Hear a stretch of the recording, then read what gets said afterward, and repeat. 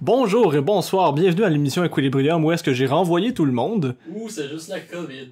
Ouais. Bon, bref, on commence tout de suite avec les annonces de la semaine. Nous avons... Qu'est-ce qu'on a? Première annonce cette semaine, on sait que Barry Jenkins va réaliser le prochain Roi Lion 2. En fait, on sait pas si ça va être une réalisation à part entière ou si c'est la suite ou si c'est un remake du deuxième qui a déjà été fait en animation, celui que vous connaissez tous. La seule chose qu'on sait, c'est que c'est l'histoire du capitalisme. Bon.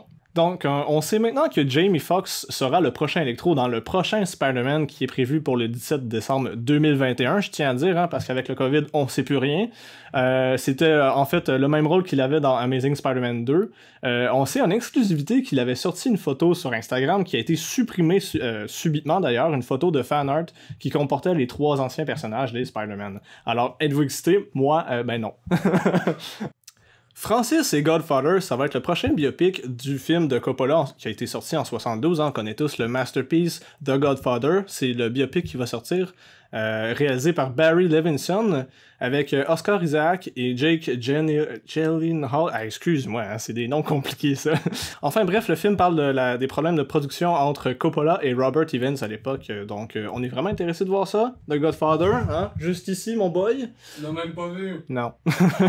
Ensuite, nous avons le prochain Fast and Furious, je pense que c'est le 9e de la série, qui va être réalisé par Justin Lin, qui a été malheureusement poussé du 2 avril au 28 mai 2021. C'est tellement dommage. Grande perte pour le cinéma d'auteur. Maintenant, qu'est-ce qui se passe sur vos écrans cette semaine? Sur nos écrans. Donc, rapidement, pour Amazon Prime, on a Borat 2, film quand même surprise, mais quand même bien attendu par certaines personnes, avec Sacha Baron Cohen qui reprend son rôle comme dans le premier, en fait, donc intéressant à voir. Dans le côté de Netflix, qu'est-ce qu'on a? Ben, on a un regain de nostalgie avec Code Lyoko, hein, c'est un animé français qui existe. Ouais, la nostalgie, on va revenir.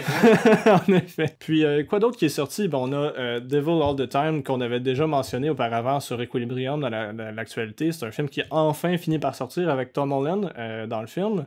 Pour finir avec Netflix, on a le film Enola Holmes, qui jouait un peu dans le même univers de Sherlock Holmes, en fait. Ça se trouve être, je pense, c'est sa sœur ou une parenté quelconque dans le même univers, qui est joué par Millie Bobby Brown, personnage, non, en fait, actrice qui avait joué Eleven dans Stranger Things. Alors, bien intéressant de voir ça sur Netflix. Pour terminer avec Netflix, cette semaine, on a un premier aperçu qui a été tweeté par Netflix du prochain film qui s'appelle Ma Rainey's Black Bottom, joué avec Viola Davis et malheureusement Chadwick Boseman qui est décédé, on le sait tous dernièrement. Bref, ça pourrait être un très bon film posthume pour le dit acteur qui est décédé.